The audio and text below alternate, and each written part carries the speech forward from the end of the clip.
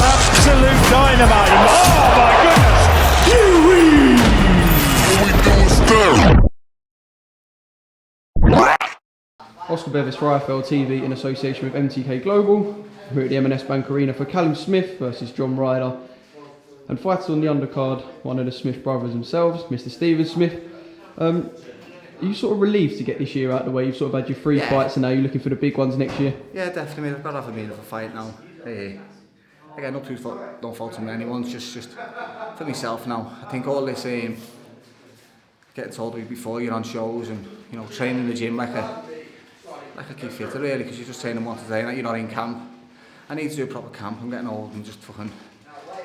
You realise, know what I mean, in time, I've got to do it properly, I've got to do shit, a proper camp, proper fight, and just see what's there, because I'm never going to know in fights like that, you know what I mean? The kids, nowhere near any kind of level, and when I'm in there, I'm trying to land a big shot, so I'm loading up a bit, nothing's really coming back, I'm getting daft clash of heads, you know what I mean? I'm amazed I didn't get cut at the end of the second round, the referee followed me in the corner, thought I'm cut, bad clash of heads, and I was amazed when it wasn't, to be honest, I'm happy I wasn't, obviously, no one likes getting them stitches after the fight, but yeah, back to the question, I just think I've got to get over fight now and just see what's there, see what's not, and then make a decision really what to do in my career, because I can't have too many more nights like that where I'm just going through the motions. People are paying money to come watch me box, and it's a fight where you're never going to lose, but how good you really look when you're just beating someone up who's not. Did he really come to win? When he stand up before the last round, he's got his hands in the air because he's made it, he's going to points, you know what I mean? That's not what I want, that's what I need. I understand you have to fight early in your career to learn the game, but I'm not going to learn much more now. I think just go for it, see what's left, and if it's not there, it's not there. I was going to say, I heard you say off camera that just a minute ago that early in your career you would have been disappointed with that. Oh yeah, as a fight, but now it's sort of just getting the ring and moving on. Your shoulders. Someone in the ring with me at the start of my career, just trying to best to go to points. I'd go away for ladder to get them out. I wouldn't care. Whereas today, I was just trying to go get the rounds, just trying to let shots go.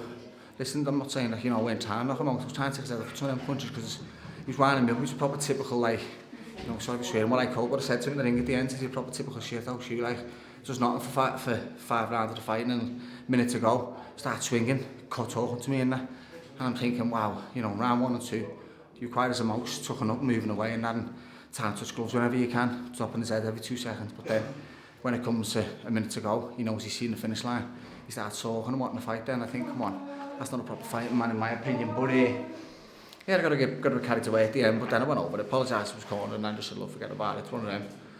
It's probably a plus for him, and it's a workout for me. It's all it was, really, nothing more.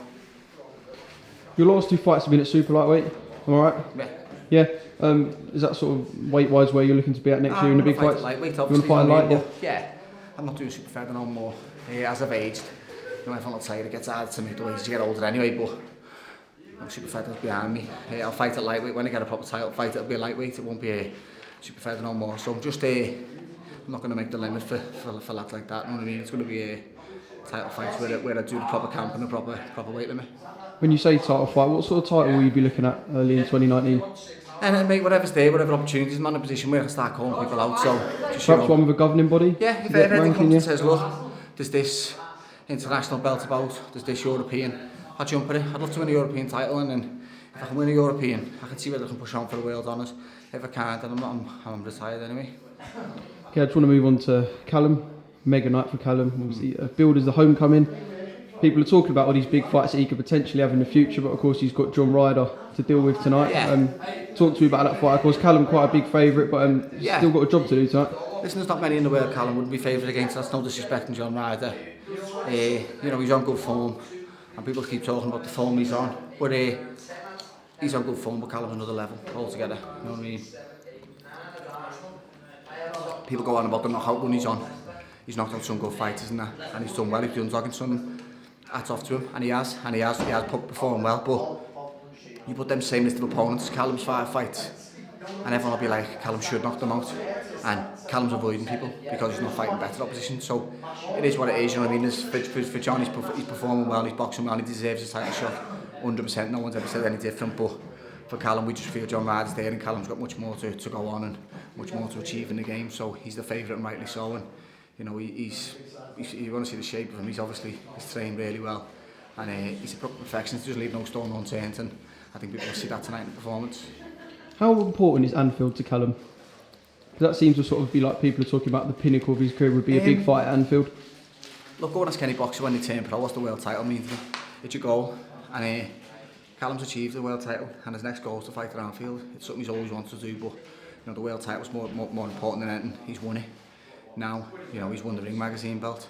He's number 1 in the world, so you've got to set more goals. Otherwise, there's no point in being in boxing. If you've achieved everything, then you may as well go home and spend time with your daughter, because there's no point in coming out here and putting your life on the line, getting in the ring and having a fight. So he's got to set goals, and he does set goals. And one of his big goals is unifying the title, and then one of his goals is Anfield. And whether he goes on then and sets more goals to be a 2-weight world champion, to be an undisputed champion, I don't know. But at the minute, he's put 2 more goals in his head, and that's defend his world title at Anfield. Well, he had one defend title in Liverpool. He's done it, but he's doing it tonight. So now it's defend his world title at Anfield, and then it's unify the belts. Is special. Absolute dynamite. Oh my goodness.